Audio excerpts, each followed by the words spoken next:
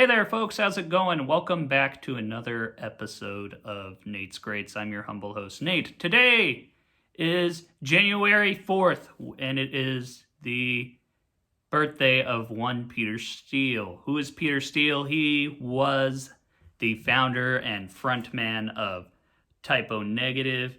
Peter passed away on April 14th, 2010, at the age of 48 from a sepsis. Larger than life guy. He was like 6'8", something crazy like that. He was the singer and bassist for the bands Carnivore, a crossover thrash band, and Type O Negative, gothic doom metal icons.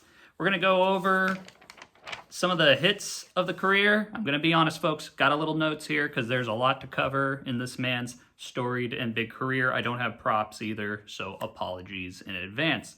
Anyway, in 1985, we get hit with the first album by Carnivore. It's self-titled, crossover thrash, kind of Black Sabbath-y feel, very metal. Has songs like Predator, slow, and then goes into a fast thrashy bit. Carnivore is this romping, dirty, sleazy punk-type jam. And then a song like God is Dead, which is fast, rapid fire, also slow and kind of grinding and menacing. A couple years later, we get Retaliation by Carnivore. That's my favorite of the Carnivore stuff, featuring Pete. Songs like Inner Conflict, Rapid Fire. You could tell Pete was influenced by hardcore punk on this record. SMD is another groovy jam. Technophobia is my personal favorite track from Carnivore. It's just got this nasty guitar lead and groove that just stomps and smacks with abandon. Also around this time, Pete Steele wrote the lyrics for Agnostic Front's record, Cause for Alarm. He wrote some of the lyrics on there, so that's always kind of a cool little bit of info. And then after a while, Carnivore breaks up. Pete starts his band Type O Negative, and they come out in 1991 with Slow, Deep, and Hard. Kind of still sounds like Carnivore, some fast bits, chunky bits. The only real highlight, I think, from the early Type O stuff is unsuccessfully coping with the natural beauty of infidelity, or an alternate title that would get me completely kicked off of YouTube, and I won't say it. But it's a long, slow dirge that kicks into a gang vocal-laden punk rock jam, and it's great. After this, we get a fake live album called Origin of the Feces that comes out a year later in 1992. My highlight on that record is honestly the version of Are You Afraid? I think it's better on there than the version that's on Slow, Deep, and Hard. Good record. A year later, we get Bloody Kisses, Type O's big breakout hit. They get videos on MTV.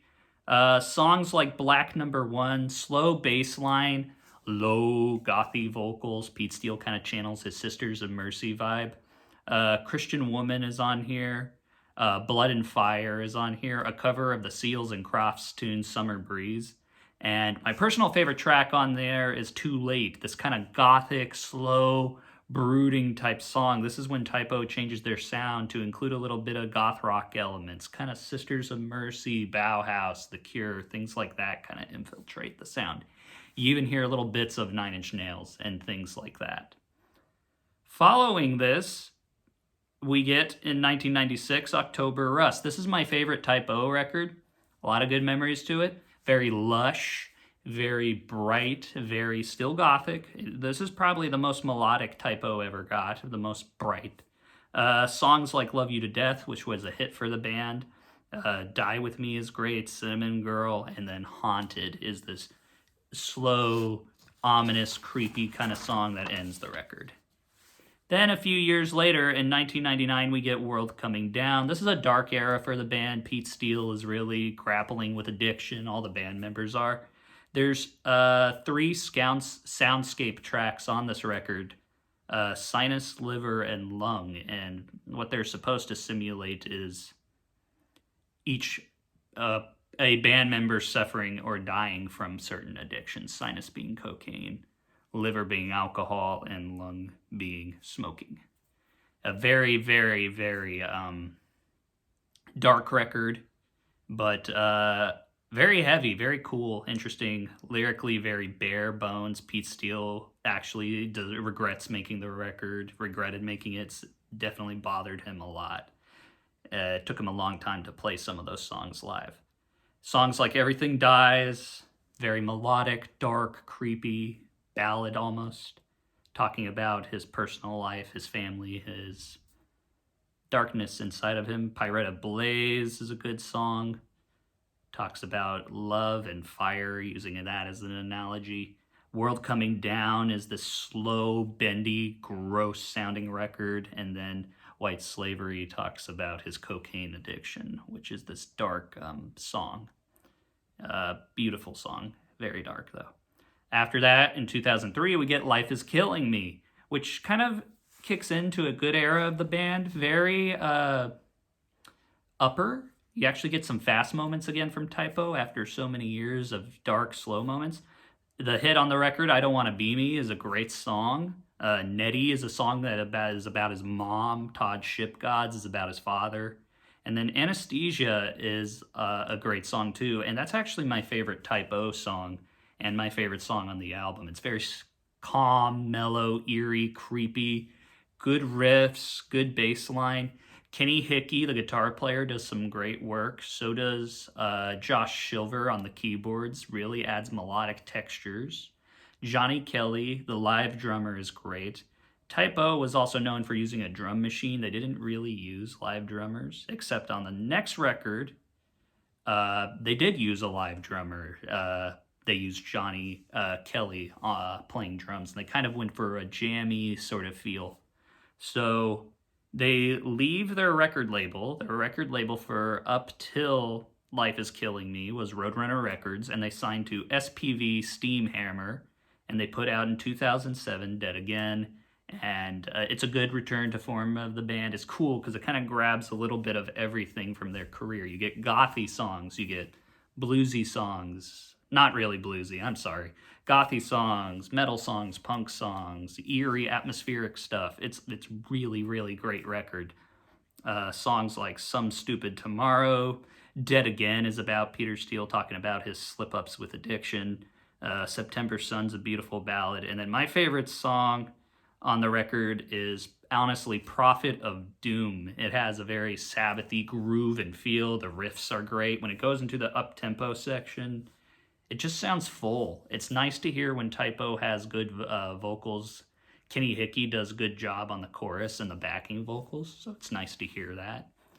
And yeah, I mean, that pretty much covers Pete and Typo and his career. Unfortunately, as I said, on April 14th in 2010, he passed away at age 48 from sepsis. And it was originally reported as heart failure, but it was sepsis. And unfortunately, Typo broke up. Johnny Kelly went on to join Danzig, where he's still there, I believe, today. And Josh Silver is a paramedic, an EMT. He no longer does music. And then Kenny Hickey did a bunch of different bands, but currently he has a band called Silver Tomb that's out, and they have a good album out, and they're doing stuff very similar to Typo, very slow, kind of heavy music. Not gothy, really, but definitely more on like a Sabbath trip. And even some moments that kind of are hardcore element-ish. Actually remind me of bands like Quicksand and Helmet. But yeah, anyway, thank you for tuning in and listening to me talk about Pete. As you can tell, I'm a big fan of Pete Steele, Typo. He was a giant, interesting guy, a lot of pain, a lot of personal stuff, but he always put it through in the music. Very honest guy. And all I've ever heard about him from musician interviews and people who've seen him live was that he was a nice guy. And dark sense of humor. They were nicknamed the Drab Four, Typo, so they kind of have that Beatles vibes with the melody, with the Black Sabbath kind of gloom and vibes of The Cure and Bauhaus, Depeche Mode, things like that. But anyway, thank you for tuning in. Appreciate it. Hope you all have a good one. Please like, share, and subscribe. stay beautiful, stay fabulous, and most importantly, be good to one another. Be prepared for more content. I would love to do more things like this where I just talk about an artist, or hopefully I'll do ones where I can do show and tell, show some stuff. I know, big fan of this band and this guy, but I don't have any of his stuff. It's hard to come by. I'm going to start having to pick up some Typo and Carnivore because it's good music that got me through some hard times of my own. Anyway, later, y'all. Peace!